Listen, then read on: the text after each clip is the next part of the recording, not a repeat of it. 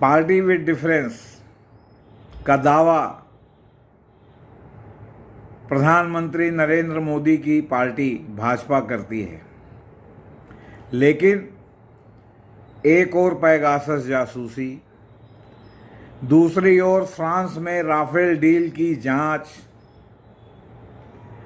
तीसरी कोरोना की बदइंतजामी के कारण भाजपा और मोदी सरकार आज कटघरे में खड़ी है।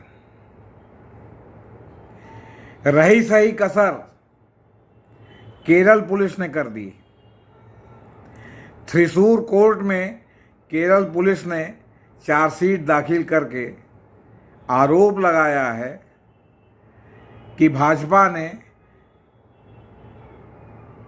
केरल के चुनाव में 40 करोड़ का काला धन खर्च किया है। ये केरल की चार्जशीट में है, केरल पुलिस की। ये मैं जेपी सिंह नहीं कह रहा हूं।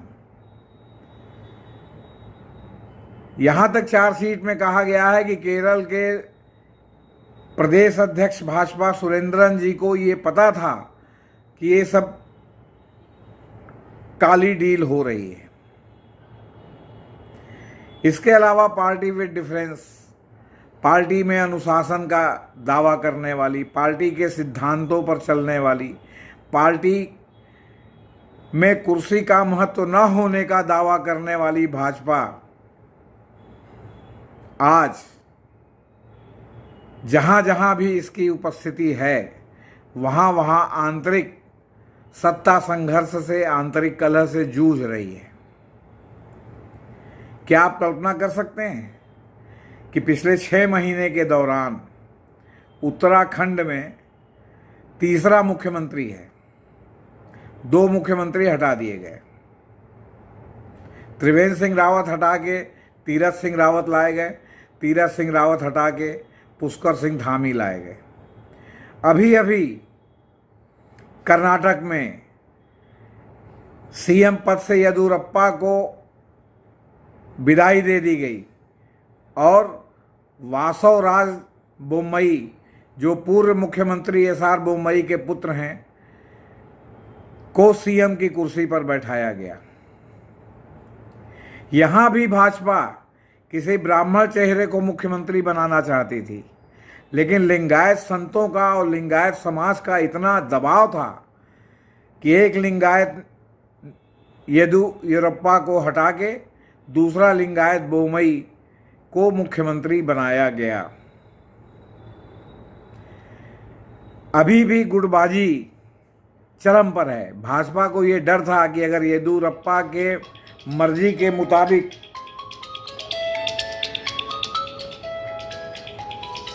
मुख्यमंत्री नहीं बनाया गया तो येदियुरप्पा का ग्रुप विद्रोह कर सकता है, और उस ग्रुप में लगभग 30 से 35 एमएलए हैं जो अगर विद्रोह कर दें तो वहां भाजपा की सरकार नहीं बन पाएगी। ये हालत है कर्नाटक की, जहां इनकी सरकार चल रही थी। और येदियुरप्पा वो हैं जिन्होंने जनता दल, यस और कांग्रेस की सरकार में दल बदल करा करके भाजपा की सरकार बनवाई थी। उस येदियुरप्पा के साथ इन्होंने ये व्यवहार किया। उत्तर प्रदेश, पता चल रहा है कि योगी आदित्यनाथ, स्वतंत्र देव और सुनील बंसल जो पार्टी के संगठनात्मक सचिव हैं, उनको दिल्ली फिर तलब किया गया है। इसके पहले ऐसा लगा था जून और जुलाई के पहले हफ्ते तक कि अब मुख्यमंत्री योगी बदले गए, अब मुख्यमंत्री योगी बदले गए, लेकिन संघ ने योगी का उस समय साथ दिया और योगी बच गए। लेकिन इसके बाद भी पार्टी में अंतर्कलह जारी है। 2022 के फरवरी मार्च में उत्तर प्रदेश का चुनाव होना है। बंगाल के चुनाव के बाद बीजेपी का विश्वास हिला हुआ है। उसे डर है कि अगर उत्तर प्रदेश निकला तो 2024 के चुनाव में केंद्र में भाजपा का आना अगर असंभव नहीं तो बहुत ही मुश्किल है। इसलिए उत्तर प्रदेश में सरकार का कील कांटा ठोक कर ठीक करने की कोशिश चल रही है। अब इस बार भी योगी बुलाए गए हैं अभी दिल्ली दरबार में क्या होगा क्या नहीं होगा, ये खबरें आनी अभी बाकी हैं। राजस्थान में काफ़ी दिनों से वसुंधरा राजे को किनारे करने की कोशिशें चल रही हैं, लेकिन वसुंधरा राजे इस तरह खूंटा गाड़ कर बैठ जाती हैं कि भाजपा उनके खिलाफ कुछ कर नहीं पाती। इस समय फिर वसुंधरा राजे को किनारे करने की कोशिशें चल रही हैं और भाजपा दो फाड़ है। अब ये देखने वाली बात है कि क्या होगा। राजनीतिक पंडितों की बात अगर माने तो वसुंधरा राजे का कुछ नहीं ये बिगाड़ सकते, क्योंकि अभी भी वसुंधरा राजे राजस्थान में एक ताकत है। मध्य प्रदेश, शिवराज सिंह चौहान की कुर्सी लगातार हिल रही है। ज्योतिरादित्य सिंधिया के आने और उनके समर्थक मंत्रियों के बनने के बाद पार्टी दो फाड़ है। एक पुराने भाजपाइयों का ग्रुप है और दूसरा ज्योतिरादित्य सिंधिया का ग्रुप है। इसमें बीच में त्रिशंकु की तरह शिवराज सिंह चौहान लटके हुए हैं। आए दिन अफवाह होती है कि शिवराज सिंह चौहान हटाए जाएंगे तो नरोत्तम मिश्रा बनने वाले हैं। फिर कोई कहता है कि नहीं, अगर यहाँ बनेंगे तो ज्योतिरादित्य सिंधिया बनेंगे। हालांकि सिंधिया को केंद्र में एविएशन मिनिस्टर बना दिया गया है। इसके बावजूद भी मध्य प्रदेश में शांति नहीं है। बिहार में मुख्यमंत्री नीतीश कुमार के साथ बीजेपी सरकार में शामिल हैं, दो डिप्टी चीफ मिनिस्टर हैं। इसके बाद भी वहाँ अस्थिरता की स्थिति है। रोज़ खबर आती है कि मांझी ने और सहनी ने यशस्वी यादव से मुलाकात की और अब सरकार गिरी तब सरकार गिरी। रोज़ खबर आती है कि नीतीश कुमार और भाजपा में 36 का आंकड़ा है। नीतीश कुमार ने ये किया तो भाजपा ने वो किया। एक दूसरे को नीचा दिखाने के लिए एक दूसरे की पार्टी के एमएलए लगातार तत्पर हैं। कभी भी बिहार की सरकार गिर सकती है, क्योंकि पूरी बिहार की सरकार मांझी और सहनी की पार्टी के एमएलएस पर निर्भर है और बहुत ही थिन मेजॉरिटी से ये सरकार है।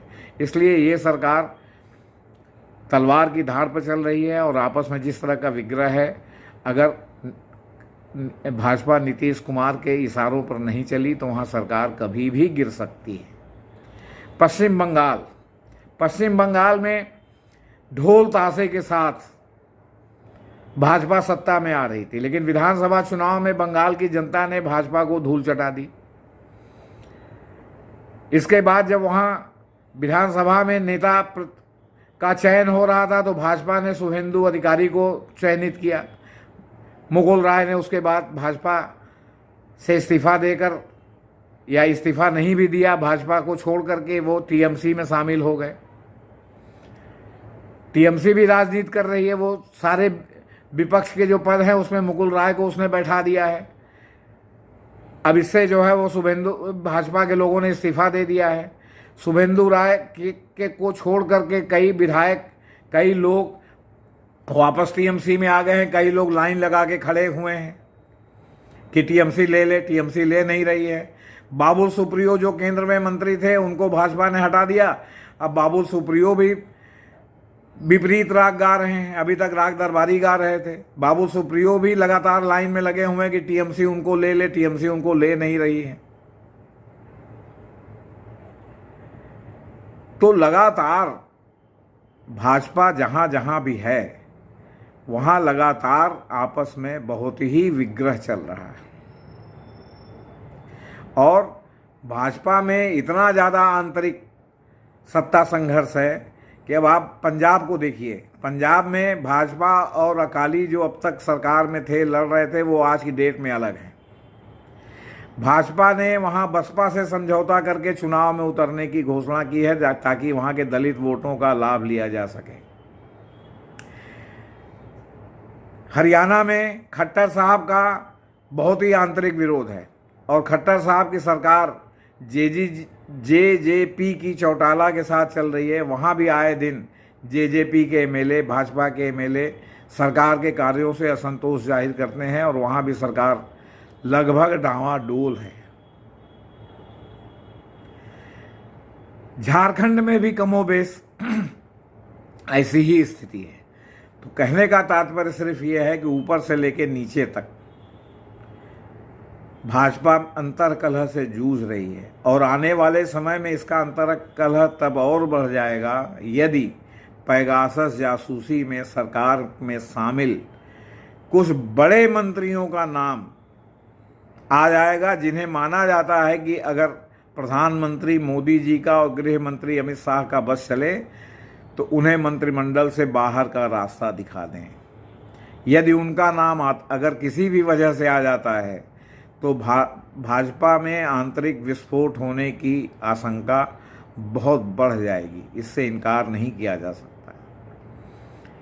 अब आप ये बताइए, पार्टी विद डिफरेंस होने के बाद हवाला के धन से अगर भाजपा केरल में चुनाव लड़ रही है तो अभी तक तो कांग्रेस हो, सीपीएम हो और जो प्रदेश स्तरीय दल हैं उनके लोगों पर ये तो आरोप नहीं लगा। उनके ऊपर आरोप लगा कि उनके मंत्री भ्रष्ट थे, उनके मंत्री भ्रष्ट हैं, उनके सरकार ने ये अनियमितता की, लेकिन ये तो आरोप नहीं लगा कि उन्होंने हवाला के पैसे से चुनाव लड़ा।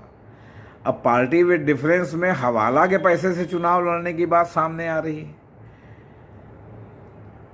अब हुआ ये कि एक कार से एक सड़क पर लूटपाट हो गई, ड्राइवर ने मुकदमा लिखवाया केरल में त्रिशूर थाने में, और जब जांच होने लगी तो पता चला कि ये तो जो है वो 3.5 करोड़ रुपया और उससे भी ज़्यादा का पैसे का मामला है, ये सब हवाला से जुड़ा हुआ है। इसके बाद जो है वो जब अब चार्जशीट दाखिल हुई है तो सीधे सीधे पुलिस ने कहा है कि 40 करोड़ रुपया हवाला का इन्होंने खर्च किया है। अभी तक भाजपा ने, सिवा इसके कि केरल भाजपा ने कहा कि ये राजनीति से प्रेरित है, कोई ठोस सबूत या कोई ठोस खंडन नहीं दिया कि इस पैसे से हमारा कोई संबंध नहीं है, या जिसके पास से पैसा बरामद हुआ जो था उसने बताया कि भाई भाजपा के युवा मोर्चा के इस नेता ने हमको इतना पैसा दिया था ले जाने के लिए। तो पार्टी विद डिफरेंस का ये हाल है कि पार्टी विद डिफरेंस भ्रष्टाचार में आकंठ डूबी हुई है, असंतोष से पार्टी सुलग रही है, कभी भी आंतरिक विस्फोट हो सकता है।